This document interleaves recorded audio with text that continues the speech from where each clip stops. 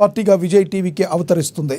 మరోవైపు కాసేపట్లో Tamil Nadu CM Stalin గవర్నర్ను కలవనున్నారు. CM పదవికి రాజీనామా చేయనున్నారు. కాంగ్రెస్ ఇప్పటికే విజయ్కు మద్దతు ఇస్తామన్న సంకేతాలు పంపింది. అలాగే టీవీకే పార్టీతో అధికారాన్ని పంచుకోవడానికి కాంగ్రెస్ సిద్ధంగా ఉందని విజయ్ తండ్రి చంద్రశేఖర్ సూచించారు. ఎన్నికల ముందు దశలో టీవీకే ఏఎండిఏ నేతృత్వంలోని ఎన్డీఏ డిఎంకే రెండిట్లో కూటమిలతోనూ తిరస్కరించింది. మరోవైపు పశ్చిమ బెంగాల్ అసెంబ్లీ ఎన్నికల ఫలితాల్లో ఊహించినట్లుగానే పెను సంచలనం నమోదైంది. గత 15 ఏళ్లుగా తిరుగులేని శక్తిగా నిలిచిన మమతా బెనర్జీ నేతృత్వంలోని తృణమూల్ కాంగ్రెస్ పార్టీకి ఈ ఎన్నికల్లో గట్టి ఎదురు దెబ్బ తగిలింది. బీజేపీ మెజారిటీ మార్కును సునాయాసంగా దాటేసి పశ్చిమ బెంగాల్ పీఠాన్ని కైవసం చేసుకునే దిశగా అది దూసుకు వెళుతుంది. ఇదే విషయానికి సంబంధించి మరింత సమాచారాన్ని మా బ్యూరో చీఫ్ కృష్ణమూర్తి అందిస్తారు. కృష్ణమూర్తి, చెప్పండి, బీజేపీ అప్రత్యాశ విజయానికి బెంగాల్ అదేవిధంగా టీవీకే అద్భుతమైన విజయానికి మరి ఏంటి కారణాలంటే ఏం చెప్తారు? Thank you Raj. పశ్చిమ బెంగాల్లో అంటే 3 దఫాలుగా దాదాపుగా 15 సంవత్సరాలుగా మమతా బెనర్జీ పాలన పైన అక్కడ ప్రజలు విశ్వసిస్తారని చెప్పవచ్చు. అంటే యాంటీ ఇన్కంబెన్సీ అనేది బీజేపీ కొంత కలిసి వచ్చింది. అదేవిధంగా బీజేపీ గత ఎన్నికల్లో అంటే 2021లో జరిగినటువంటి ఎన్నికల్లోనే కొంత అధికారాన్ని హస్తగతం చేసుకోవాలని కొంత తాపత్రయపడింది, తన శక్తి ఉపయోగించింది. కానీ అక్కడ మమతా బెనర్జీ యొక్క కృషి, ఆమె పట్టుదల, ఆమె మొండి వ్యక్తిత్వాన్ని బీజేపీ ఓడిపోయిందని చెప్పి, కానీ ఈసారి బీజేపీ బీహార్ ఎన్నికలు పూర్తయిన వెంటనే వెస్ట్ బెంగాల్ పైన ప్రత్యేక దృష్టి పెట్టి అక్కడ ప్రత్యేకమైనటువంటి కొంతమంది తనకు అనుకూలమైనటువంటి వాళ్ళ నుంచి అక్కడ దీదీ పాలన మీద, మమతా బెనర్జీ పాలన పైన ప్రజల్లో వ్యతిరేకత తీసుకొచ్చేందుకు సమావేశాలు ప్రయత్నం చేసి కొంత బీజేపీ వెస్ట్ బెంగాల్లో సఫలీకృతమైందని చెప్పచ్చు. దీనికి సంబంధించి అంటే గడిచిన కొంతకాలంగా అమిత్ షా కానీ, నరేంద్ర మోడీ కానీ, మిగతా కేంద్ర మంత్రులు వీరందరూ కూడా మమతా బెనర్జీని ఏ రకంగా మట్టి కనిపించాలి, మమతా బెనర్జీ నుంచి అధికారాన్ని ఏ రకంగా మన వశం చేసుకోవాలి అనే కోణంలో వాళ్ళు అనేకమైనటువంటి వ్యయ ప్రయాసాలు చేశారు. అనేకమైనటువంటి ప్రయోగాలు కూడా చేశారు.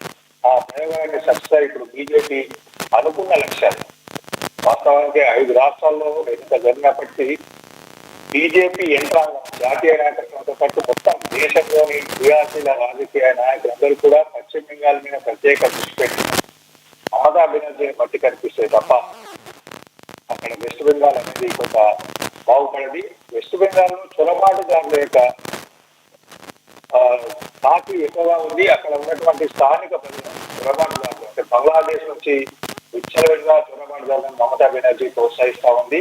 ఆ చొరబాటుదారుల వల్ల అక్కడ ప్రజాపాలన మొదలైనటువంటి వెస్ట్ బెంగాల్ వాస్తవ్యులకు దక్కాల్సినటువంటి ప్రభుత్వం నుంచి అందరికీ ఫలాలు కానీ దక్కాల్సినటువంటి ఫలాలు అంటే కేంద్ర ప్రభుత్వం కానీ రాష్ట్ర ప్రభుత్వం కానీ ఇచ్చేటువంటి అందట్లేదు అనేది. అంటే దీనికి తోడుగా మమతా బెనర్జీ వలసవాదులను ప్రోత్సహించడం, అదేవిధంగా ఒక సామాజిక వర్గాన్ని కొంత సామాజిక అంటే మెజార్టీ ప్రజలను అణిచివేసే విధంగా ఆమె ప్రయత్నాలు చేయడం, అంటే ఓటు బ్యాంకు రాజకీయాలకు పెద్దపీట వేసి ఓటు బ్యాంకే నాకు ముఖ్యం, మిగతా అన్ని తర్వాత అనే విధంగా మమతా బెనర్జీ గడిచిన 5 సంవత్సరాలుగా చేసినటువంటి ప్రయత్నాలన్నీ కూడా వెచ్చుకొట్టి బీజేపీ చేసినటువంటి ప్రచారం మమతా బెనర్జీ పట్ల ప్రజల్లో తీసుకొచ్చేందుకు కృషి చేసినటువంటి ఇవన్నీ కూడా బీజేపీకి అనుకూలంగా వచ్చి బీజేపీ పాచికలు కాదని చెప్పచ్చు. అదేవిధంగా ఇక తమిళనాడుకి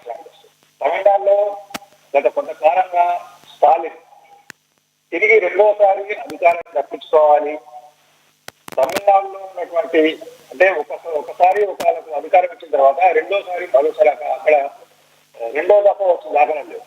ఈసారి దాన్ని బ్రేక్ చేయాలి. ఏదైతే గతంలో ఒకసారి బ్రేక్ చేశారు అదేవిధంగా దాంట్లో బ్రేక్ చేయాలని చెప్పేసి స్టాలిన్ చాలా ప్రయత్నాలు చేశారు. దానికి సంబంధించి ఎన్నికలకు ఏడాది ముందుగా నుంచే స్టాలిన్ అనేక వర్గాలకు అనేక రంగాలకు ప్రోత్సాహకాలు ఇస్తూ తనమైన శైలిలో పాలన దృష్టిపోయి కొంత ప్రయత్నాలు చేశారు.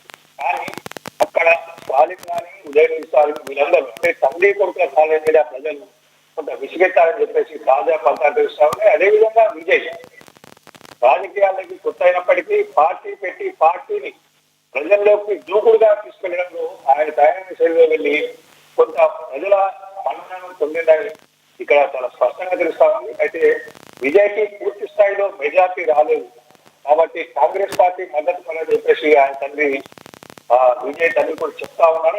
అడిగారు కూడా కాంగ్రెస్ పార్టీ మద్దతు ఇవ్వాలి విజయ్కి, విజయ్ని సీఎం చేయాలని కాంగ్రెస్ పార్టీ సహకరించాలని చెప్పేసి కోరారు. కాంగ్రెస్ పార్టీ కూడా ఆ కోణంలో కొంత ప్రయత్నాలు చేస్తున్నారు.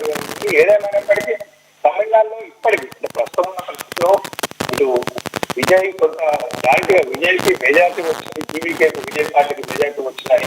ఉన్నప్పటికీ పూర్తి స్థాయిలో ప్రభుత్వానికి ఏర్పాటు చేసేది పూర్తి స్థాయిలో రాలేదు. ఎక్కువగా 15 స్థానాలు వస్తే తప్ప టీవీకే పార్టీ మన సొంత కాలం ప్రభుత్వాన్ని ఏర్పాటు చేసేందుకు అవకాశం ఉంది. అంటే ఈ స్థానాన్ని కాంగ్రెస్ మిగతా పార్టీలు ఇస్తాయా? లేదు అంటే ఆయన ఇప్పటికే విజయ్ చెప్పాడు, దీనికోసం నేను వెళ్ళను, నా పార్టీతో నేను ప్రభుత్వంలో పాలు పంచుకోవాలని చెప్పేసి తన మనసులో మాట్లాడుతాను.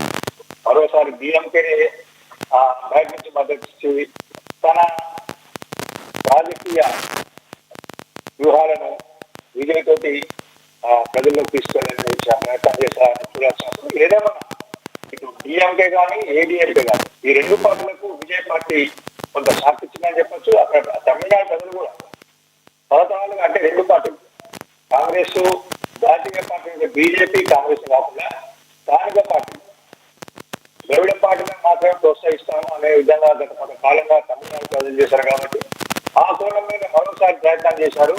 అదేవిధంగా ఈసారి కూడా విజయ్కే అంటే మరోసారి ప్రాంతీయ పార్టీకి ఇచ్చారు. బీజేపీని కానీ ఇటు కాంగ్రెస్ కానీ వాళ్ళ దర్యాప్తులో కూడా అసలు బీజేపీకి కానీ కాంగ్రెస్ డబల్ డిజిట్ సీట్లు కూడా రాని పరిస్థితిని అక్కడ ప్రజలు తీసుకొచ్చారు. అంటే మరోసారి స్థానిక ప్రజలు స్థానిక నాయకత్వాన్ని తమ పార్టీ అంటే తమ పార్టీ తమ భాష తమ మనుషులు మాత్రమే ఉండాలి అనే విధంగా అక్కడ ప్రజలు కోరుకునే మరోసారి స్పష్టంగా తెల్లా ఉన్నాయి.